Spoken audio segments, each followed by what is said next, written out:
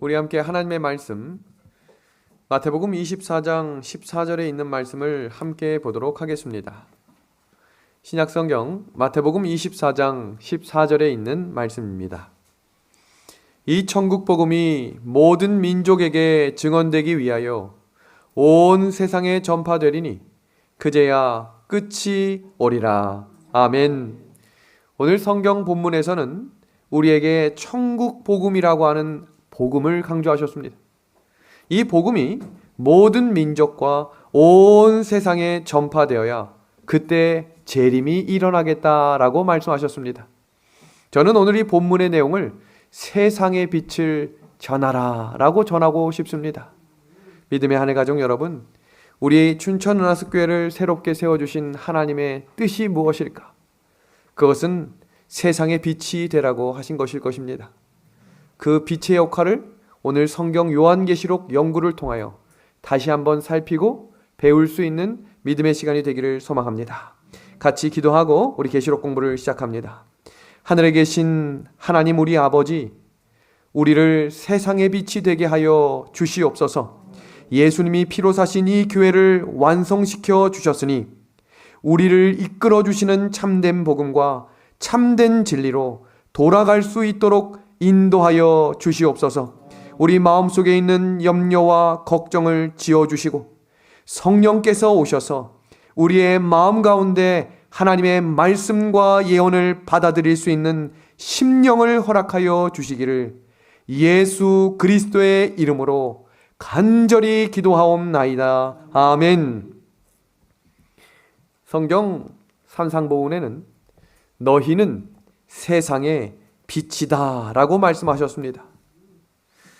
예수님을 믿고 따르는 사람의 정체성, 그것은 바로 세상의 빛이 되어야 한다라는 것입니다.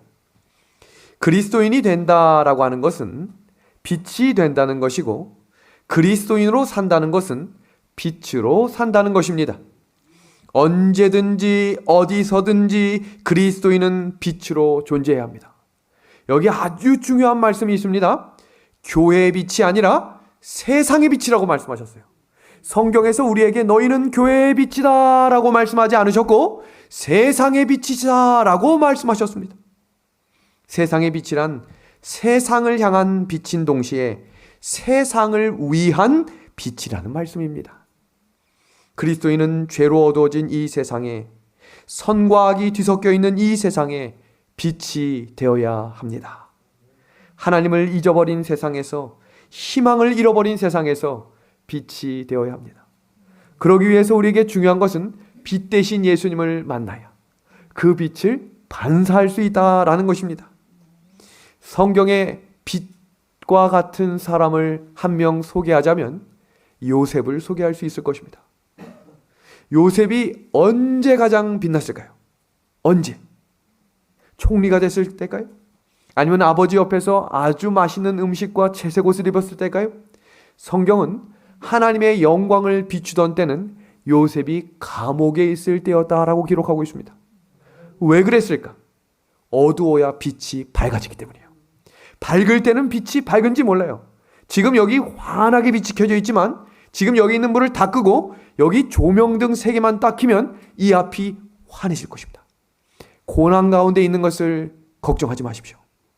염려가 있다고 넘어지지 마십시오. 건강에 어려운 문제와 우리 자녀의 문제가 있다고 염려하지 마십시오.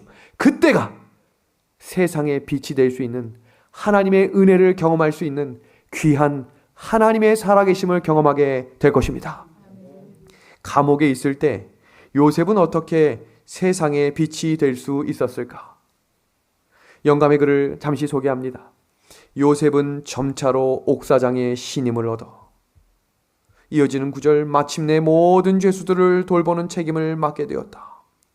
그는 감옥에서 하루하루의 생활을 성실하게 살았고 아울러 고민과 고통 중에 있는 자들에게 동정을 베풀어 주므로 그가 후일에 번영과 영예를 얻을 수 있는 길을 열었다. 사람은요, 본래 이기적인 존재인데 언제 더 이기적인 존재가 되냐면 문제를 경험하면 사람이 이기적이 돼요. 눈빛이 바뀝니다. 태도가 바뀝니다. 태도와 말하는 억양이 바뀝니다. 그럼 언제 가장 그 표정과 태도가 바뀔까? 위기가 왔을 때입니다. 내 삶이 평안할 때는 잘 숨길 수 있어요. 그런데 내 뜻대로 되지 않고 주변에서 자꾸 공격을 받고 원하지 않는 오해를 사고 생각지 않은 문제가 오면 사람은 이기적이게 되는 거예요. 저도 그런 경험을 했어요. 그런데 요셉이 어떻게 그토록 감옥 깊은 곳에 매 맞고 누워 피 흘리는 그 자리에서도 세상의 빛이 될 수 있었을까? 영감의 글은 요셉은 그때에도 세상의 빛이 되어야 한다는 하나님의 말씀을 마음 가운데 음조리며 살았다. 오늘 우리의 마음속에 너희는 세상의 빛이라 라고 하신 하나님의 명령이 우리의 삶을 통해 드러날 수 있는 믿음의 시간이 되기를, 함께 기도함으로 이 말씀을 함께 펴게 되기를 우리 예수님의 이름으로 간절히 소망합니다. 오늘 우리가 사는 이 세상 또한 바로의 감옥과 조금도 다르지 않아요.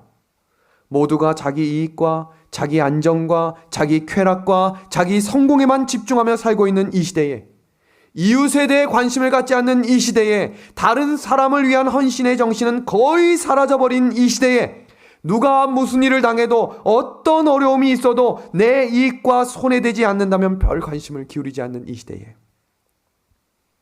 우리는 세상의 빛이 되어야 합니다. 세상의 빛이 되었던 요셉의 한 단면은 바로 떡 맡은 관원장과 술 맡은 관원장을 섬길 때였습니다. 저는 왜 요셉이 이 두 사람을 잘 섬겼을까? 총무로부터 명령을 받았더라고요. 왜냐하면 이 사람들은 왕의 직속 친이 되었기 때문에 감옥에서도 특별 대우를 받았던 사람들이고, 요셉은 그 사람들을 섬길 수 있는 기회를 허가받았던 것입니다. 그러면 그 무관심 세상 속에 요셉이 어떻게 세상의 빛이 될 수 있었을까? 관심을 두었기 때문입니다. 너무 중요한 말씀입니다. 관심을 두어야 합니다. 나랑 상관없다고 어려운 사람들을 외면하지 마십시오. 누군가가 지금 낯빛이 어둡고 문제 가운데 있으면 다가가 위로해 주십시오. 그것이 지금 이 시대에 어떻게 신앙해야 합니까? 계시록 공부하는 것보다 더 중요한 말씀입니다. 위로하고 격려하며 관심을 둘 때 세상의 빛이 되는 것입니다. 그리고 복음을 전해야 천국 복음이 땅끝까지 전해지는 역사를 경험하게 될 것입니다. 너무너무 중요한 말씀입니다. 오늘 제가 설교 말미에 이 세상의 빛에 대한 아주 중요한 구절을 다시 한번 소개하려고 합니다. 이제 오늘 계시록 공부를 시작하며 요한계시록은 전체가 교차 대꾸로 되어 있다라고 설명을 드렸지요. 이렇게 차례대로 올라갔다가 차례대로 내려오는 전반부는 역사적인 부분이고 후반부는 종말론적인 종말적 부분을 우리가 함께 공부하고 있습니다. 지금 보시는 이 A, B, C, D, 1, D2가 바로 전반부의 세상의 역사에 대한 이야기였다면, 지금부터 시작되는 우리가 7 재앙의 오늘은 드디어 6번째 재앙 아마겟돈에 대해 살필 것입니다. 오늘 태섭이가 아침에 눈을 뜨자마자 저한테 이런 얘기를 하는 거예요. 아빠, 아마겟돈이 뭐지? 그래서 오늘 저녁이야. 오늘 저녁. 아마겟돈. 아주 중요한 내용입니다. 7번째 재앙, 예수님의 재림 직전에 일어날 우리가 목격하고 경험해야 될 전쟁이기 때문에 이 말씀을 정확히 배우고 예비하는 것이 필요하겠습니다. 그리고 이어지는 바벨론의 멸망, 그리고 천년기는 하나님의 최후의 심판과 의인의 승리를 확증하는 역사의 이야기입니다. 그리고 새 예루살렘과 예루살렘을 결론 지으며 호소하시는 의인에 대한 보상으로 끝나는 이야기가 요한계시록 전체의 구조입니다. 우리가 살피고 있는 이 7 재앙, 첫째부터 계속해서 살피고 있었죠? 우리가 넷째까지 살피고 오늘은 5째, 6째, 7째를 함께 살펴보고자 합니다. 첫 번째 재앙과 둘째, 셋째, 넷째 재앙은 제가 4대 3의 원리로 이 땅에 펼쳐지는 재앙이라고 그랬습니다. 첫 번째는 땅, 두 번째는 바다, 세 번째는 강, 네 번째는 해입니다. 그래서 이 그대로 불의를 행하고 그대로 거룩하게 되겠다라고 하는 것은 완전히 하나님의 편과 사탄의 편이 구분이 끝난 것입니다. 첫 번째는 짐승을 경배하기로 결정한 뱀의 후손과 두 번째는 하나님을 경배하기로 한 여자의 후손이 완전히 구분되어 일어나는 이야기. 오늘 우리가 살피게 될 계시록 16장 10절에서 11절, 드디어 다섯 번째 재앙을 함께 살펴보도록 하겠습니다. 또 다섯째 천사가 그 짐승을 대접을 짐승의 왕좌에 쏟으니 그 나라가 곧 어두워지며 사람들이 아파서 자기어를 깨물고 아픈 것과 종기로 말미암아 하늘의 하나님을 비방하고 그들의 행위를 회개하지 아니하더라. 지금까지는 땅과 바다와 강물과 해와 천연계에 부어졌다면 다섯 번째 재앙부터는 그 대상이 짐승의 보좌로 바뀝니다. 그럼 이것은 무슨 말인가? 물론 이 재앙에 대한 이 핵심적인 내용은 이제 그 근본에게 그 재앙이 떨어지는 것입니다. 그리고 이어지는 장면, 그 나라가 곧 어두워지며 사람이 아프겠다. 넷째 재앙은 해로 말미암아 완전히 타는 재앙이었거든요. 사람들이 내가 다 죽는다라고 하는 그 재앙이 마치기 전에 흑암의 재앙이 떨어지므로 온 땅이 어두워지는 것입니다. 근데 여기서 중요한 것은 짐승의 보좌가 완전히 공격당함으로 사람들이 깨닫게 되는 것입니다. 사탄이 누구에게 힘을 실어줬고 그 사탄의 앞잡이로 일했던 짐승의 보좌가 어떤 존재인지를 알고 내분이 일어나기 시작하는 이 단계가 다섯 번째 재앙입니다. 근데 여기서 중요한 사실이 있어요. 재앙은 한 재앙이 끝나고 한 재앙이 시작되는 것이 아니라 그 재앙은 계속해서 이어지겠다라고 이야기합니다. 혀를 깨물고 아픈 것과 종기로 말미암아 라는 말은 재앙을 피할 수 있는 구원의 길에 참여하지 않은 사람들은 죽고 싶어도 죽지 못하는 무거운 재앙들이 이어지겠다는 것입니다. 여기서 중요한 사실은 그런 고통과 아픔이 이어져도 회개하는 사람이 없겠다 그랬어요. 이어지는 장면입니다. 그들의 행위를 회개하지 아니하니라. 뭐라고 되어 있나 보세요. 이 정도 아프고 누가 사탄의 앞잡이인지 드러났으면 이제 이 정도면 하나님 나를 좀 도와주세요 라고 할 만하지 않습니까? 그러나 그때 더 뭐라고 되어 있는지 보세요. 붉은 글씨 다음입니다. 하늘의 하나님을 비방하고, 영어 성경에는 회방한다 라고 되어 있습니다. 이 말은 무슨 뜻이냐면 하나님을 조롱하고 하나님을 업신여기며 첫째, 둘째, 셋째 계명을 완전히 저버리며 왜 그들은 죄를 회개하지 않을까? 중요한 이야기입니다. 왜 그들은 그 아픔과 고통이 이어지고 있음에도 왜 그들은 회개하지 않았을까? 그 이유는 성령이 거두어졌기 때문이다라고 이야기합니다. 성령의 음성을 듣기 원하십니까? 그 성령의 음성을 듣고 아직 이 은혜의 시기에 하나님의 편에 서서 세상의 빛이 되기를 간절히 소망하십니까? 그러면 지금 성령의 음성을 듣기 위해 기도합시다.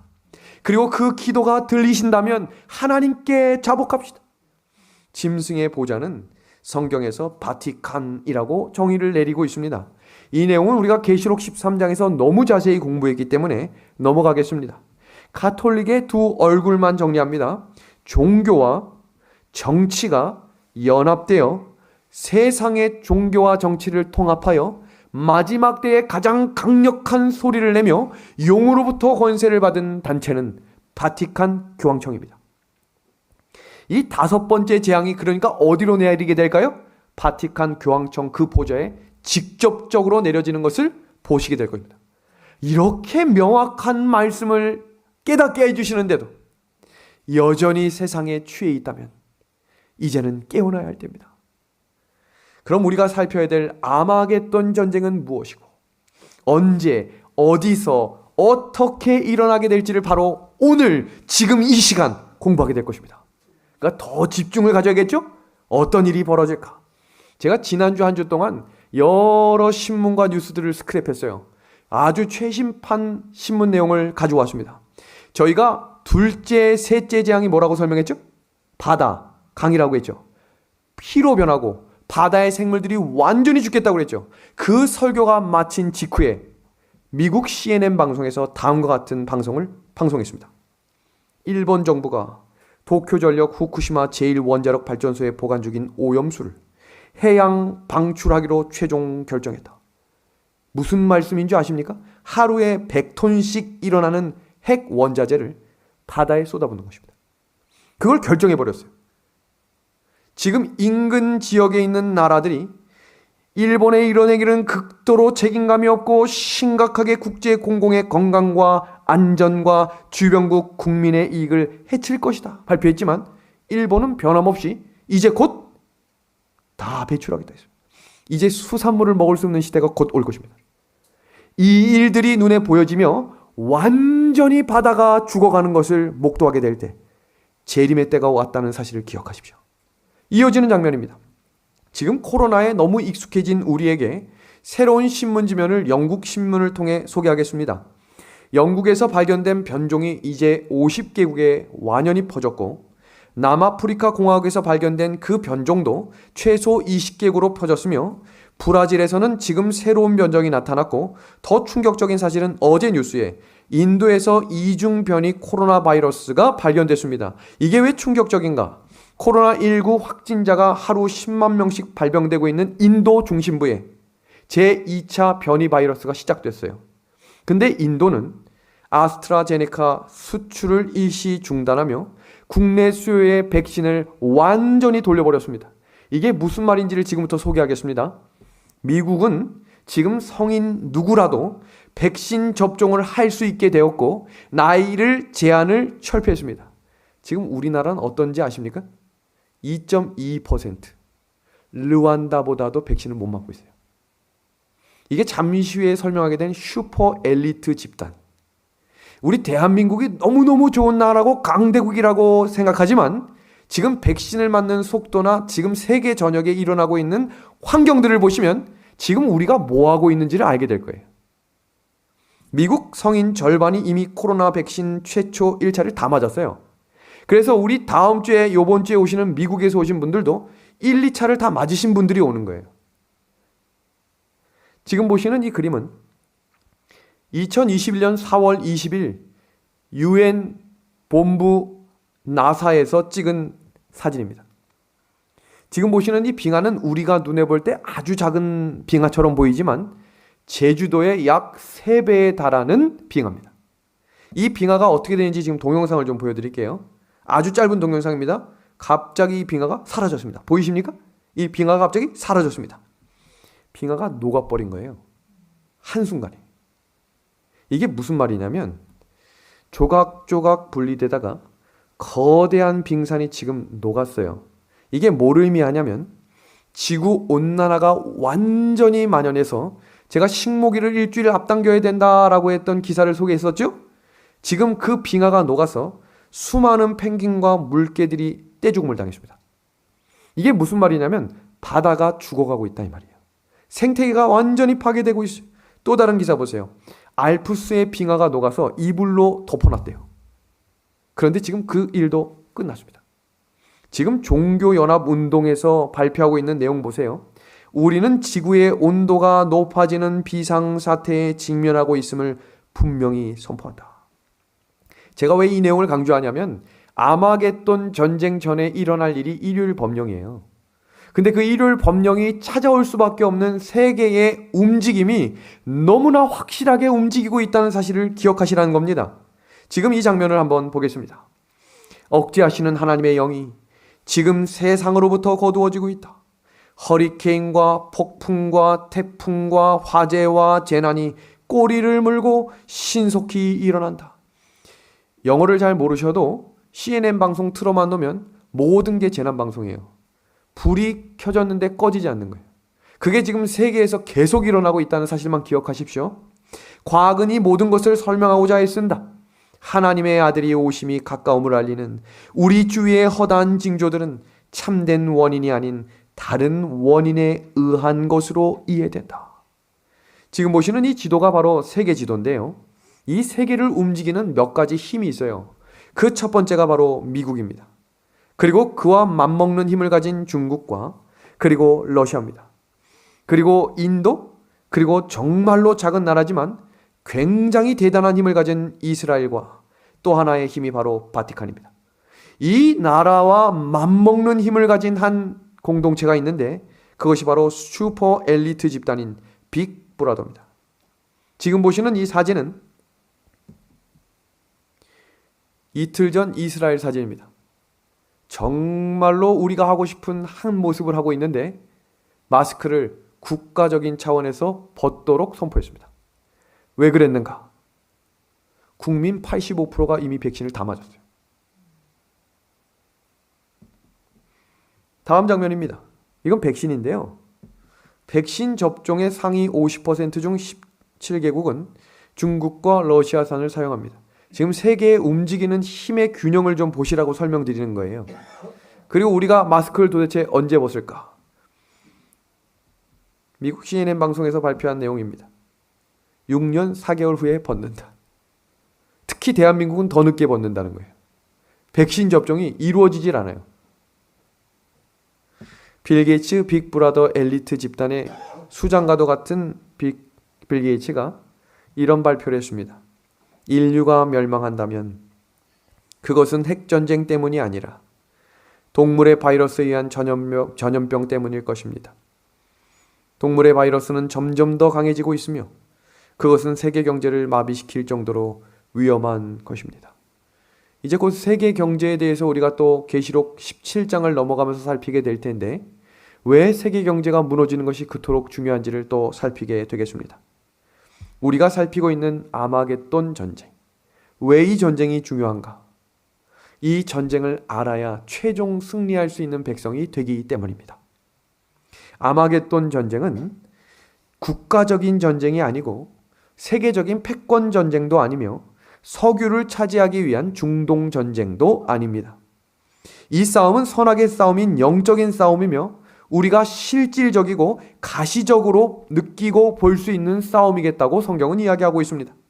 그래서 아마겟돈 전쟁을 이해하시려면 성경에 나타난 선악의 싸움의 배경을 이해하셔야 계시록 16장에 정리되어 있는 아마겟돈 전쟁에 대한 확실한 이해를 하실 수 있게 될 것입니다. 성경 전체의 구도를 좀 살핍니다. 성경은 전체 총 1189장으로 되어 있는데 성경 전체에 죄가 없는 유일한 장은 4장밖에 없습니다. 그 첫 번째는 창세기 1장과 2장이고 마지막에 기록된 계시록 21장과 22장입니다. 이 창세기 1장과 2장은 창조에 대한 이야기고 계시록 21장과 22장은 재창조에 대한 이야기입니다. 그러면 창세기 3장은 어떤 이야기가 전개되는가? 세상에 처음으로 죄가 시작되는 이야기가 시작됩니다. 그리고 마지막 계시록 21장 전장은 죄가 완전히 끝나는 장이 시작됩니다. 그래서 창세기 4장부터 계시록 19장까지는 예수님의 십자가를 중심으로 선악의 대쟁투가 일어나는 장면을 소개하고 있는 책이 바로 우리가 살피고 공부하고 있는 성경이라고 하는 책입니다. 그럼 이 죄의 시작, 이 죄를 어떻게 해결할까라고 하는 그 해결의 원리는 예수님이 이 땅에 오셔서 십자가에 달려 죽으심으로 완전히 죄를 깨끗이 해결하셨어요. 근데 뭐가 해결 안 됐는가? 죄악 세상은 해결되지 않았습니다. 죄의 문제는 해결됐지만 죄악 세상은 여전히 지속되고 세상 끝이 될수록 더 깊은 죄들이 만연해질 것입니다. 그 죄악 세상이 완전히 끝나는 날이 재림의 날입니다. 그럼 도대체 세상의 죄는 어떻게 시작되게 되었을까? 성경 루스벨의 장면을 잠시 살피겠습니다. 이사야 14장을 살펴보면 하늘에 하나님이 계신 곳에 천천만만의 천사가 함께 있었다라고 소개하고 있습니다. 그 천사들을 다스리는 천사장이 루스벨이었음을 성경은 소개합니다. 천사를 다스리는 천사장의 마음에 하나님과 같이 되고자 하는 마음이 생겼는데 그 마음이 왜 생겼는지는 기록하고 있지 않아요. 그러나 우리가 기억해야 될 것은 성경에 이 마음이 생겼습니다. 내 자리를 높여야겠다. 지극히 높으신 이와 내가 같아져야겠다. 죄가 없는 세계에 어떻게 천사의 마음속에 그런 마음이 들어왔는지는 신비지만 우리가 정말로 하늘에 가서 이 문제는 완전히 풀리게 될 것입니다. 전쟁이 시작되었습니다. 하늘에 전쟁이 있으니 미가엘과 그의 사자들이 용과 더불어 싸울세. 용과 그의 사자들도 더불어 싸우나 이기지 못하여 다시 하늘에서 그들이 있을 곳을 얻지 못한지라. 완전한 싸움이 시작되고 천사 3분의 1이 쫓겨났습니다. 그렇게 성경 계시록 12장에 선악의 싸움 4단계가 정리된 것입니다. 여자와 용의 싸움, 선과 악의 싸움이 1단계가 방금 우리가 살피긴 미갈과 용의 싸움이 시작되는 것입니다. 그리고 창조가 일어났고 타락이 일어나므로 하나님께서 여자의 후손을 이 땅에 주시겠다라고 하는 원복음으로 이 세상을 완전히 구원하실 구속의 경륜을 실현하셨습니다. 약속대로 이 땅에 오셨고 예수님과 사탄이 완전한 선악의 싸움이 일어난 이야기가 오늘 아마겟돈 전쟁 그 중간에 소개되고 있습니다. 잠시 후에 그 장면을 소개하겠습니다. AD 31년 예수님은 성경의 예언대로 십자가에 달려 제 시간에 돌아가셨고 부활하셨으므로 이제 3단계의 싸움이 시작됐습니다. 예수님이 피로 사신 교회와 세상이 싸움합니다. 그 세상의 중심은 로마 제국과 로마 교회로 완전한 싸움이 시작되는 듯 보였으나 교황이 몰락하고 성경의 예언대로 그 교황은 다시 살아났습니다. 그리고 마지막 제 4번째 싸움, 남은 자손과 교황과 미국의 연합으로 경배에 대한 싸움이 시작되는 일요일 문제와 하나님께서 세우신 안식일의 문제, 그리고 세상의 전통과 하나님의 계명이 충돌하는 그 싸움의 현장에 우리가 서게 될 것입니다. 그래서 그 백성들에게 하나님은 계시록 14장 12절 새 천사의 기별 마지막 장면에 우리에게 이렇게 호소하십니다. 다 같이 한번 읽어보겠습니다. 성도들의 인내가 시작. 성도들의 인내가 여기 있나니 그들은 하나님의 계명과 예수에 대한 믿음을 지키는 자니라. 계시록의 핵심은 예배입니다. 예배가 왜 그토록 중요한가? 지금 우리가 김종료 선생님하고 성경 공부하고 있는 거 알고 계시죠? 그 공부하는 이야기를 듣고 나도 공부하고 싶어요 하는 분이 생겨날 만큼 성경은 살아있는 말씀입니다. 그런데 교회를 찾아올 때마다 첫 번째는 내비게이션이 한 번도 망가진 적이 없는데 그 곳에서 운전을 하고 오는데 내비게이션이 망가져 버린 것입니다. 그래서 예배 시간 10분을 늦으면서 기도할 줄 모르는데 기도하고 하나님 저 예배 드리고 싶어요. 그리고 두 번째 주에는 10년 동안 단 한 번도 싸워본 적이 없는 부부싸움을 하셨다라고 이야기했습니다. 토요일 아침에 그냥 아무것도 아닌 이야기를 서로 주고받았는데 갑자기 20년 전의 이야기가 끄집어 나온 것입니다. 교회 올 때 있어서는 안 될 마음에 강팍한 마음이 생긴 것입니다. 교회 가는 마치고 돌아가는 길에 하나님께 기도하고 다시 남편에게 전화했어요. 그분이 고백한 말은 이게 선악의 싸움이구나.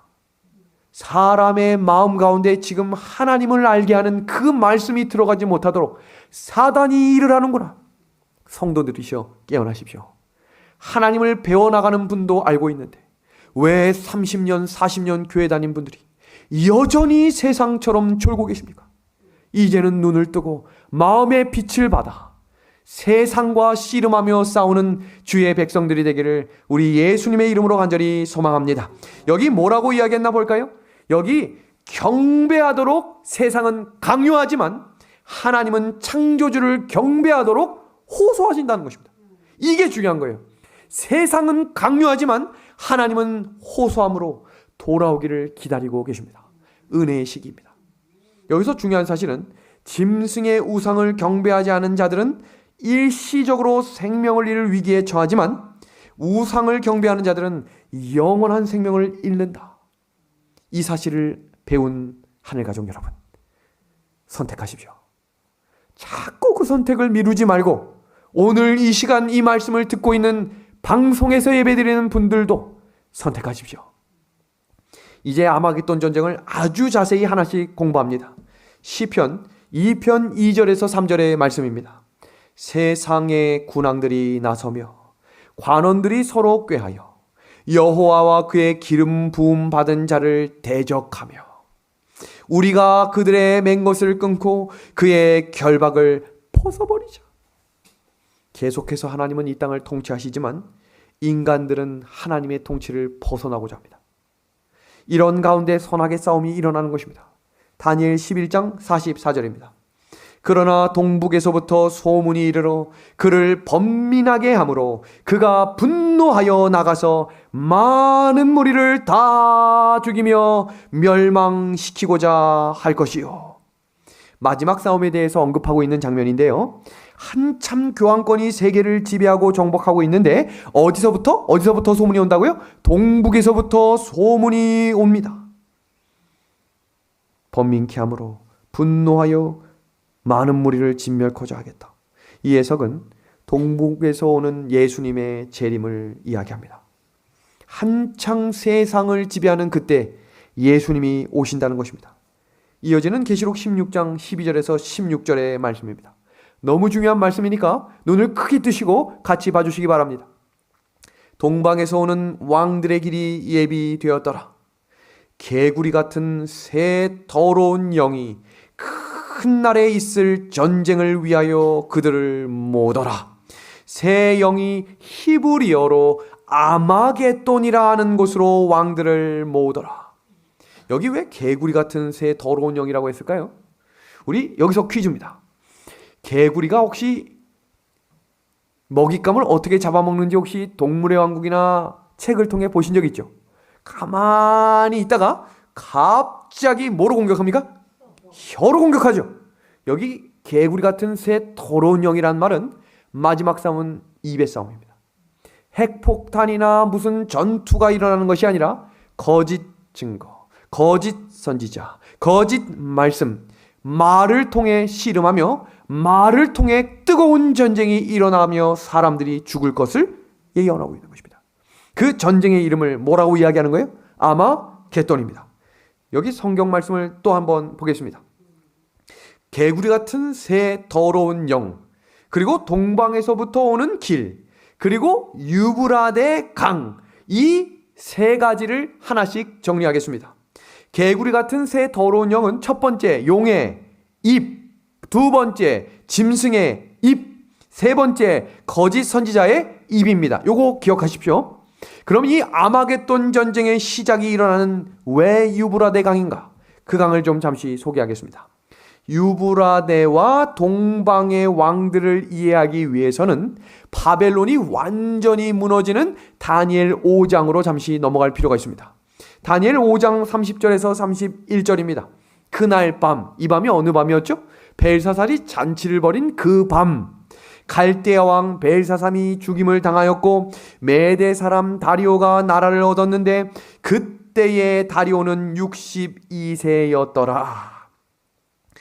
유프라테스 강 줄기를 바꾼 다음에 강바닥을 따라서 성 안으로 진군에 들어가는데 헤로도토스, 그러니까 이 성 근처에 흘러가는 상류에 올라가서 유브라데 강 다른 곳으로 허벅지까지 오는 때쯤 쳐들어가 바벨론을 아주 쉽게 정복하는 이야기가 다니엘 5장의 이야기입니다. 첫 왕은 다리오였지만 실질적인 장군은 고레스였고 그 고레스가 이후에 통치를 하며 메데 바사 페르시아가 된 것입니다. 고레스가 주인인데 고레스가 왕의 종말에 영적 바벨론을 정복하고 하나님의 왕국을 세울 그리스도를 표상하는 것입니다. 동방에서 오는 왕들의 길이 예비되었다라는 이 말은 그리스도의 재림이 임박한 상태를 말하는 것입니다. 계시록 12장 17절을 보면서 개구리 같은 새 더러운 영을 함께 살피겠습니다. 용이 여자에게 분노하여 돌아가서 그 여자의 남은 자손 곧 하나님의 계명을 지키며 예수의 증거를 가진 자들로 더불어 싸우려고 바다 모래 위에 섰더라라고 이야기하고 있습니다. 그러니까 계시록 12장에는 용과 누가 대립하고 있죠? 남은 자손이 대립하고 있는 것입니다. 여기 이 도표를 한번 봐주시기 바랍니다. 용이 짐승과 사탄, 교황권, 미국 이 세 교류가 함께 뭉쳐서 사용하는 전술을 보시길 바랍니다. 사탄은 강신술을 이용할 것이고, 교황권은 짐승의 표, 일요일 법령을 이용할 것이며, 미국은 배도한 개신교의 거짓 선지자를 통해 개구리의 새 더러운 영이 한 힘으로 모여 일하게 될 것입니다. 이어지는 장면 계시록 16장 14절과 16절입니다. 그들은 무슨 영이다 라고 되어 있어요? 귀신의 영이다. 이적을 행하여 온 천하 왕들에 가서 하나님 곧 전능하신 이의 큰 날에 있을 전쟁을 위하여 그들을 모으게 될 것입니다. 모으는 것입니다. 새 영이 히브리어로 뭐라고 이야기해요? 아마겟돈입니다. 그럼 지금부터 아마겟돈이라고 하는 단어를 좀 정리하겠습니다. 아마겟돈이라고 하는 이 단어는 하르라고 하는 산이라는 단어와 마겟돈이라고 하는 무기또라는 단어가 합성된 단어입니다. 그러니까 산 무기또라는 말이겠죠. 그럼 무기또라는 말은 무슨 말인가? 하르마겟돈, 이 말은 실제로 무기또라고 하는 산은 없었지만 이스라엘의 무기또 골짜기에 엘리야와 바알 선지자들의 선악의 대결이 있었던 갈멜산을 의미하는 장면을 번역해 놓은 것입니다. 무기또라고 하는 이 골짜기는 예루살렘 북쪽의 120km 지점에 위치했고 고대로부터 전략적 요충지였습니다. 이 말을 이해하시기 위해서는 고대로부터 중요한 전쟁들이 무기또를 중심으로 많이 일어났습니다. 인천 상륙작전을 생각하셔도 되겠죠? 완전히 밀렸다가 이 연합군들이 이렇게 돌아가서 인천 상륙작전을 펴면서 양쪽에서 공격함으로 전쟁의 승패가 완전히 바뀐 것처럼 아마겟돈이라고 하는 이 무기또라고 하는 이 자리는 전쟁의 승패가 결정되는 자리다라고 이야기해서 아마겟돈이라고 부르게 된 것입니다. 이 장면을 이해하시기 위해 역대하 35장 22절은 그 장면을 이렇게 소개합니다. 애굽왕 느고와 유다왕 요시야가 대치 중 요시야가 무기또 골짜기에서 활을 맞아 죽었습니다. 애굽의 투트모스 3세가 이런 말을 했어요.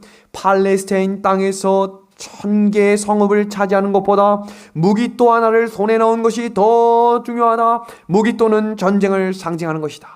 그러니까 아마겟돈 전쟁이 왜 중요한지 아시겠어요? 이 전쟁이 끝이라는 거예요. 이 전쟁이 완전히 총공격을 하는 시간이라는 것입니다. 사탄도 새 영으로, 하나님께서도 새 영으로 완전히 충돌하는 중간에 하나님의 증인들이 서게 될 것인데 그 정인을 남은 자손이라고 부르게 되는 것입니다. 총정리해드리겠습니다. 아마겟돈 전쟁은 선악간에 일어나는 영적이면서도 실제적 가시적인 전쟁인데 이 전쟁은 하늘에서 루스벨의 반역과 함께 시작되었고 예수 그리스도의 십자가에서 절정을 이루었으며 재림시에 종결됩니다.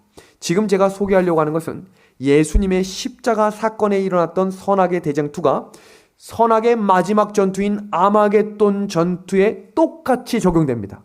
그러니까 예수님이 십자가에 달려 돌아가셨던 그 일주일이 마지막 우리가 경험해야 될 일주일과 같다라는 말이에요.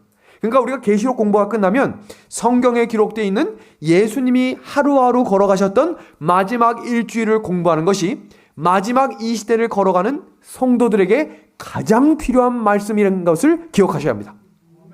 아마겟돈 전쟁은 재림시에 있을 선악의 마지막 싸움을 말하는 것이다. 지금 여기 도표 마지막 부분을 좀 보겠습니다. 삼중연합 세력과 동방에서 오는 세력이 싸우게 됩니다. 그럼 이 삼중연합 세력이 왜 싸움을 걸었는가? 누굴 죽이려고? 여기 보세요. 마지막 끝자락에 남은 자손을 죽이기 위해. 그럼 동방에서 오는 왕들은 누굴 지키려고? 남은 자손을 지키기 위해 하늘에 천천만만의 천사들이 내려오는 이야기. 아마겟돈 전쟁입니다.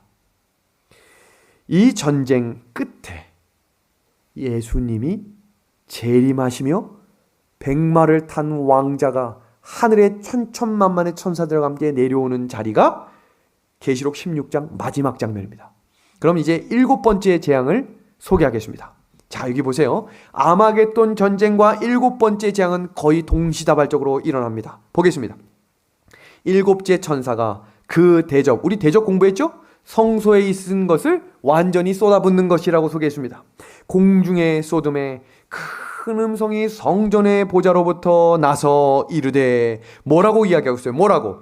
되었다 하시니, 번개와 음성들과 우레소리가, 또 큰 지진이 있어 얼마나 큰지 사람이 땅에 있어 온 이래로 이같이 큰 지진이었었더라. 여태까지 경험하지 못했던 대지진을 경험하는 것입니다. 그럼 그때 누가 오는 거예요? 예수님. 그리고 그때 남은 자손들은 다 하늘로 들어 올려지게 되는 것입니다. 그 기대되지 않으십니까? 이건 두려움 자리가 아니라 정말로 말씀과 하나님이 살아계심을 기억하며 한 걸음 한 걸음 전진하는 백성들에게는 기대와 설렘과 환희의 자리가 되기를 간절히 소망합니다. 그럼 여기 보겠습니다. 성전에서 보좌로부터 되었다라는 말이 울려 퍼졌죠. 자, 그럼 되었다라는 말은 언제 울려 퍼졌는가? 예수님이 십자가에서 다 이루었다라는 말씀과 동일한 말입니다. 자, 그러면 선악의 마지막 이 아마겟돈 전쟁이 벌어지는 장면이 계시록 19장에도 매우 구체적으로 나와 있는데, 그 장면을 이해하기 위해 마태복음 24장의 마지막 때의 징조를 설명하신 내용을 소개하겠습니다. 예수님이 제자들이 질문합니다. 예수님, 어느 때에 주의 임하심과 세상 끝이 있겠습니까? 라고 물을 때, 세상 끝이 있겠습니까? 라고 물을 때 마지막 때의 징조를 뭐라고 이야기하셨어요? 지진이다 라고 이야기하고 있습니다. 지진이 일어나기 시작할 때 누가 오신다라고 하는 걸 기억하는 거예요? 예수님이 가까이 오고 계시구나. 그래서 지진에 대한 여러 가지 일들과 징조들이 올 때마다 예수님이 우리의 더 가까이 오고 계심을 기억하게 되길 바랍니다. 자, 우리가 예수님이 십자가에 달리신 장면을 좀 살피겠습니다. 마태복음 27장 50절에 예수께서 다시 크게 소리 지르시고 영원히 떠나가시니라. 다 이루었다라고 이야기합니다. 그때 무슨 일이 일어나는가 보겠습니다. 그때 무슨 일이 일어났는가? 십자가는 인류 역사상 가장 치열한 전쟁이었습니다. 예수님이 십자가에 돌아가실 때 로마 군인이 못 박았다고 생각하고, 바리새인들이 못 박았다고 생각하고, 사람들이 못 박았다고 생각하지만 영감의 글은 분명하고 정확하게 사단이 못 박았다라고 이야기하고 있습니다. 우리가 교회 일을 하거나 하나님을 가까이 하려고 하면 사단이 가만히 두지 않아요. 침례 결심을 하려고 하는 그 순간 가만히 있던 아이가 그대로 뛰어가 모서리에 머리를 혼자 박는 일도 생깁니다. 사탄은 가만히 두지 않아요. 영적인 전투는 오늘도 내일도 우리의 삶 가운데 일어나고 있음을 기억하십시오. 그러나 기억할 것은 반드시 하나님은 승리하신다는 것입니다. 지금 보시는 이 구원의 설계도인 성소는 사실 두 가지 단어를 완벽하게 소개하고 있습니다. 첫 번째 성소는 예수 믿음입니다. 예수를 믿으면 구원을 받는 것입니다. 그리고 두 번째 이 성소, 지성소는 하나님의 계명입니다. 법궤입니다. 법궤 그 자리에 있으면 하나님께서 붙들어 주시겠다는 것입니다. 자, 여기 한번 볼까요? 예수님께서 다시 크게 소리 지르시고 영원히 떠나갔습니다. 그 자리가 어디셨죠? 첫 번째 성소에서 십자가인 번제단이겠죠? 다 이루었다라고 하니 무슨 일이 일어나나 보세요. 지금부터 아주 중요한 장면입니다. 보세요. 이에 성소의장이 위로부터 아래까지 찢어져 둘이 되고 땅이 진동하며 바위가 터지고 무덤들이 열리며 자던 성도의 몸이 일어났다. 무슨 일이 일어난 거예요? 지진이 일어났어요. 예수님께서 다 이루었다라고 이야기하니까 예수님께서 부활하실 때에 24장로들이 부활했다라고 하는 장면 제가 한번 소개해드렸죠? 영감의 글은 믿는 자에게는 하나님의 율법이 축복이 되지만 믿지 않는 자들에게는 하나님의 말씀이 저주가 되겠다라고 이야기하고 있습니다. 예수님의 재림의 소식을 믿는 자들에게는 축복이 될 것입니다. 그 말씀대로 따라 살고자 결심하는 자들에게는 하나님께서 함께 하심을 경험하게 될 것입니다. 여기서 중요한 사실은 영감의 글을 먼저 읽겠습니다. 그리스도께서는 당신이 이루려 오신 사업을 완수할 때까지 숨을 거두지 않으시다가 임종을 하시면서 다 이루었다라고 부르짖으셨다. 싸움은 승리로 끝났다. 그분은 정복자로서 당신의 깃발을 영원한 고지 위에 꽂으셨다. 온 하늘은 구주의 승리의 계가를 불렀다. 사단은 패배했다. 그는 자기의 나라를 잃어버렸다는 것을 알았다. 십자가를 지고 가실 때도 아직 끝나지 않았습니다. 누가복음을 보면 투쟁하고 있는 것입니다. 아직까지 실패할 여지가 남아있는 것입니다. 소망에는 예수님이 그 순간 한 번이라도 화를 내거나 자신을 위해 이적을 행했다면 우리의 구원은 실패했을 것이라고 이야기하고 있습니다. 예수님이 십자가에서 다 이루었다라고 말하는 순간 십자가의 싸움의 선악의 싸움은 끝난 것입니다. 그리고 이제 마지막 싸움인 아마겟돈 싸움 그 중간 지성소에서 거하시는 예수님께서 되었다라는 말을 하시기 직전이 된 것입니다. 이제 이 장면 이해하시겠죠?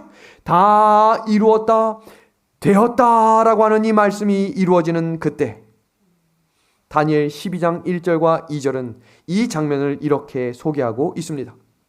그때에 내 민족을 호위하는 큰 군주 미가엘이 일어날 것이요 또 환란이 있으리니 이는 개국 이래로 그때까지 없던 환란이 일 것이며 그때에 내 백성 중 책에 기록된 모든 자가 구원을 받을 것이니라. 아멘입니다. 영감의 글입니다. 아마겟돈 전쟁이 곧 일어날 것이다. 그의 옷에 만왕의 왕 만주의 주라는 이름을 쓴 분이 곧 하늘의 군대를 인도하실 것이다. 주의 날이 도적같이 임하고 있다. 그러나 소위 위대한 사람들과 현인들은 그리스도의 오심의 징조와 세상 끝에 관하여 알지 못한다. 하나님이 다 이루었다라고 말하는 순간 모든 세계가 흔들릴 것입니다. 우리가 싸우는 것이 아니라 예수님이 싸우는 것입니다. 이 장면을 함께 보시겠습니다. 재림의 끝장면입니다. 재림이 이루어지는 그때는 정말로 세상의 큰 전쟁처럼 하나님의 마지막 남은 백성들을 죽이기 위해 온 혈안이 되어 모두가 죽이고자 눈을 켜고 싸울 것입니다. 그때 하나님의 백성들을 온전히 구원하시기 위하여 예수님 혼자 오시는 것이 아니라 그때는 잠시 하늘이 고요하겠다고 했거든요. 하나님과 성령 하나님과 많은 천천만만의 천사들이 하나님의 백성들을 구원하시기 위하여 이 땅에 오실 것입니다. 그것이 성경계시록 19장 11절과 15절 18절에 이렇게 기록했습니다. 또 내가 하늘에 열린 것을 보니 보라 백마와 그것을 탄 자가 있으니 그 이름은 충신과 진실이라. 그가 공의로 심판하며 싸우더라. 그 옷과 그 다리에 이름 쓴 것이 있으니 만왕의 왕이요 만주의 주라. 한 천사가 외쳐가로되 모든 자의 고기를 먹으라. 이 장면은 저희가 계시록 19장을 공부할 때 어린 양의 혼인잔치 편으로 제가 자세히 공부하도록 하겠습니다. 이어지는 장면입니다. 또 내가 보매 그 짐승과 땅의 임금들과 그들의 군대들이 모여 그 말탄 자와 그의 군대와 더불어 전쟁을 일으키다가 짐승이 잡히고 그 앞에서 표적을 행하던 거짓 선지자도 함께 잡혔으니 이는 짐승의 표를 받고 그의 우상에게 경배하던 자들을 표적으로 미혹하던 자라. 이 둘이 산채로 유황불 붙는 못에 던지고 마지막 싸움의 절정이 바로 예수님의 재림입니다. 그 예수님의 재림을 기다리는 재림 성도들이시여 이제 그 전쟁을 향해 전진하는 것입니다. 하나님께서 싸우실 이 전쟁을 두려움과 어려움이 아니라 하나님이 주시는 환희와 기쁨으로 믿음을 가지고 나아가게 되기를 간절히 소망합니다. 그때에 인자의 징조가 하늘에서 보이겠고 보게 될 것입니다. 그때에 땅의 모든 족속들이 통곡하며 그들이 인자가 구름을 타고 능력과 큰 영광으로 오는 것을 보리라. 아멘입니다. 믿음의 하늘 가정 여러분, 너무 기쁜 말씀을 읽고 오늘 말씀을 정리합니다. 그 위기의 순간 사람의 손바닥 반만한 작은 검은 구름이 동쪽에서 나타날 것입니다. 그러니까 이제 재림 성도들은 동서남북 정도는 구분할 수 있어야겠죠? 동서남북, 동쪽이니까 동쪽에서 작은 검은 구름이 나타납니다. 그것은 그리스도를 두루이고 있는 구름인데 멀리서는 어둠에 둘러싸인 것처럼 보인다. 하나님의 백성들은 그것이 인자의 징조임을 깨닫는다. 그들은 엄숙한 침묵 속에서 그 구름이 땅으로 점점 가까워짐을 주목한다. 그 구름은 점점 밝아지고 영광스럽게 되어 마침내 커다란 흰 구름이 되는데 그 아래는 타는 불과 같이 광명한 뭐가 있대요? 뭐가 있대요? 빛이 있고, 이것이 우리에게 말씀하신 세상의 빛이 되는 것입니다. 그 위에는 뭐가 있다고요? 언약의 무지개가 있다. 그러니까 재림의 때 우리가 두 가지를 보겠죠? 예수님 머리 위에 언약의 무지개, 발밑에 비치겠죠. 예수님께서 강한 정복자처럼 구름을 타고 오신다. 성도 여러분, 예수님은 분명히 오실 것입니다. 온 세상 사람들이 볼 수 있도록 재림을 알지 못하는 사람들에게 기절초풍한 일일지라도 분명히 하나님을 믿고 있었던 백성들은 손을 뻗어 하나님을 맞이할 수 있는 그날이 올 것입니다. 믿음의 하늘가족 여러분, 너희는 세상의 빛이라. 기억하십시오. 교회의 빛이 아닙니다. 어디에 빛이 되라고요? 세상의 빛입니다. 그러기 위해 관심을 두어야 합니다. 제가 아주 중요한 한 문장을 말씀하고 오늘 설교를 정리합니다. 하나님은 하나님을 알지 못하는 백성들에게 문제를 주시고 하나님을 알고 있는 백성들에게 답을 주셔서 그 답을 소개하게 만드세요. 그것이 바로 빛입니다.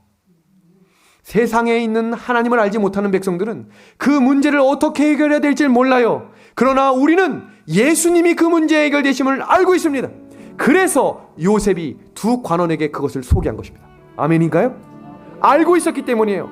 이제 이 백성들 하나님의 백성들이시요, 이 말씀의 진리를 아시겠습니까? 그럼 관심을 둬야 합니다. 얼굴빛이 어둡고 힘들어하는 백성들을 외면하지 마시고 함께 기도해 주십시오. 손을 잡아 주십시오.